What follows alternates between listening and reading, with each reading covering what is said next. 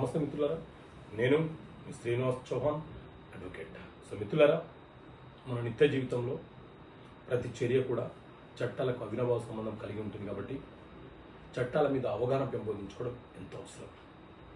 ఈ వీడియోలో నేను రాసిన పుస్తకంలోని ఒక అంశాన్ని విశదీకరించే ప్రయత్నం చేస్తాను. సో ఈ పుస్తకం చట్టపరమైన సమస్యలకు పరిష్కారాలు అనే పుస్తకం. ఈ పుస్తకంలో ఒక ప్రశ్న ఏంటి అంటే, తండ్రి చేసిన అప్పులకు వారసులు అతని యొక్క కుమారులు లేకపోతే కుమార్తెలు ఆ అప్పులకు బాధ్యులు అవుతారా? ఏ నిష్పత్తిలో బాధ్యులు అవుతారు? సో మిత్రులారా, మన దేశంలో సివిల్ ప్రొసీజర్ కోడ్ సిపిసి అనే చట్టం అమలు ఉన్నది.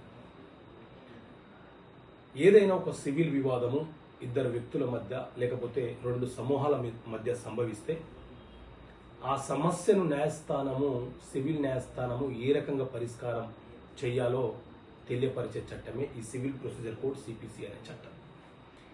ఈ సిపిసి చట్టంలోని సెక్షన్ 50 ఏం చెప్తుంది అంటే, ఒక తండ్రి అప్పులు చేసి మరణిస్తే ఆ అప్పులకు అతని యొక్క కుమారులు కూడా అలాగే కుమార్తెలు కూడా బాధ్యులే. అయితే కుమారులు కుమార్తెలు ఏ నిష్పత్తిలో ఆ తండ్రి యొక్క ఆస్తులను బాగా పంపిణీ చేసుకున్నారో అదే నిష్పత్తిలో వారు ఆ తండ్రి సంపాదించినటువంటి ఆస్తులను అలాగే వారసత్వపు ఆస్తులను ఏ రకంగా అయితే పొందారో, ఏ నిష్పత్తిలో అయితే పొందారో అదే విధంగా ఆ తండ్రి చేసినటువంటి అప్పులకు కూడా వారు సమాన నిష్పత్తిలో, అంటే ఆస్తులను ఏ నిష్పత్తిలో పొందారో అదే నిష్పత్తిలో అప్పులకు కూడా బాధ్యులవుతారు.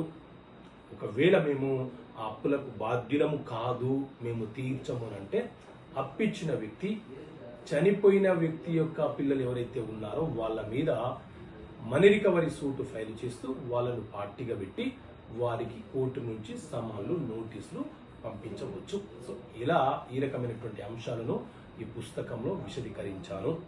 ఈ పుస్తకం కావాలనుకుంటే ఇక్కడ కనిపిస్తున్న నెంబర్కి కాల్ చేసి ఆర్డర్ చేసుకోవచ్చు. రిజిస్టర్ పోస్ట్ ద్వారా ఈ పుస్తకాన్ని మీకు అందిస్తాను. ఓకే మిత్రులారా, థ్యాంక్ యూ.